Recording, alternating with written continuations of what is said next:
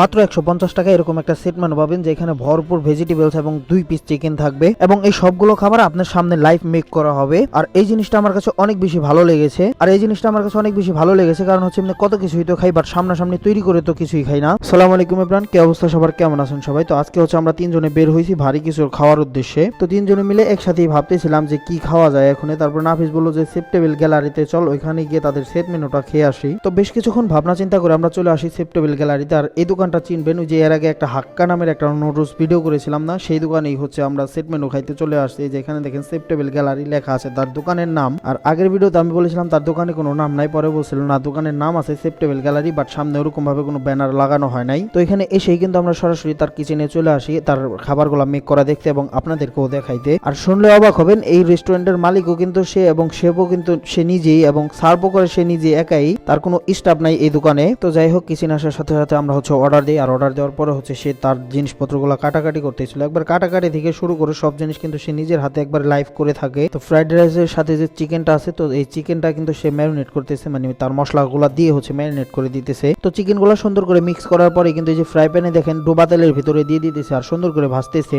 তারপরে এদিকে হচ্ছে ডিম ভাঙতেছিল, মানে ওই যে ফ্রাইড রাইসের ভিতরে যে ডিমটা দিবে সেই ডিমগুলো হচ্ছে এখানে এক এক করে ভেঙে নিতেছিল। 4টা ডিম ভাঙছিল মোট। তো ডিমগুলো ভাঙা শেষেই কিন্তু রান্নার জন্য ছেড়ে দিতেছিল তার কড়াই যেটা আছে ওইটার ভিতরে। তো ডিমটা হচ্ছে একটু পরে নাড়াচাড়া দিয়ে তারপরে এটার উপরে হচ্ছে গাজর ছিটিয়ে দিতেছিল। ও হ্যাঁ, এখানে কাঁচামরিচও দিয়েছিল। কাঁচামরিচ আর গাজর দিয়ে হচ্ছে একসাথে সুন্দর করে মিক্স করতেছিল দুইটা। তারপরে এখানে যে বাটিটা আছে সে বাটি দিয়ে হচ্ছে মেপে মেপে দিয়ে দিতেছিল, মানে আমাদের তিনজনের জন্য মেপে মেপে হচ্ছে এখানে রাইসটা দিয়ে দিতেছিল। তো রাইসটা দেওয়ার পরে উপর দিয়ে হচ্ছে লবণ, তারপর আরো যে মশলাগুলা লাগে সবগুলা দিয়ে হচ্ছে উপরে হচ্ছে, তারপরে সয়া সস, এগুলা যা যা লাগে সবগুলা দিয়ে হচ্ছে খুবই সুন্দর করে নাড়তেছিল এগুলা। যাই হোক, ফ্রাইড রাইসটা কিন্তু একবারে শেষ পর্যায়ে সুন্দর করে নাড়াচাড়া দিয়ে হচ্ছে সবকিছু একসাথে মিক্স করে নিতেছিল ভালো করে। তো ফ্রাইড রাইসটা যখন রান্না করা হয়ে যায় তখন একটা বাটির সাহায্যে হচ্ছে সুন্দর করে মেপে মেপে তারপরে একটার উপরে হচ্ছে প্লেটের উপরে রাখতেছিল। তো ফ্রাইড রাইসটা রান্না শেষ করে একটা ফ্রাই প্যান নিয়ে ওটার উপরে তেল দিয়ে হচ্ছে যে সবজিগুলা দিয়ে দিতেছিল ভেজিটেবলস রান্না করার জন্য, এবং সবজিটা দেওয়ার পরে একটু নেড়ে চেড়ে হচ্ছে ভাজা ভাজা করতেছিল। তো সবজিটা হচ্ছে সুন্দর করে ভাজা ভাজা করে এটার উপরে পানি দিয়ে দিতেছিল যাতে সুন্দর করে সেদ্ধ হয় সবজিটা, আর তার ভিতরে হচ্ছে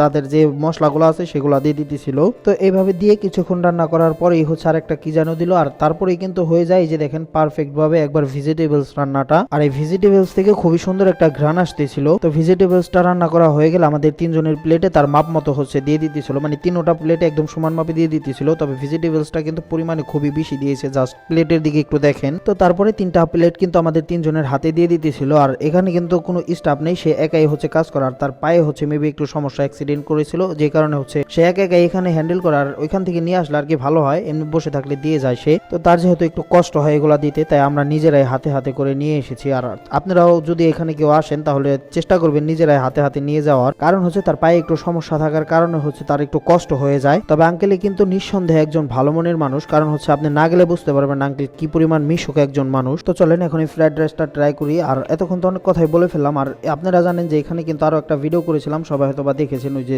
নুডলসের একটা ভিডিও করেছিলাম এই আঙ্কেলের এখানে। তো নুডলসটা কিন্তু অনেক বেশি মজার ছিল, এবং যে ফ্রাইড রাইসটা খাইতেছি এটাও কিন্তু অনেক বেশি মজার। আর এই সেট মেনুটার দাম ছিল মাত্র 150 টাকা। তো এটার ফুল লোকেশন হচ্ছে বান্দুরা যে বড় একটা হসপিটাল আছে না, ওইটার যে গুল্লি, ওই গুল্লি দিয়ে একটু আগাইলেই হচ্ছে হাতের ডাইন সাইডে। সো গাইস, আজকের ভিডিও এ পর্যন্তই। দেখা হচ্ছে নতুন কোনো ভিডিওতে। সবাই ভালো থাকবেন, সুস্থ থাকবেন, আল্লাহ হাফেজ।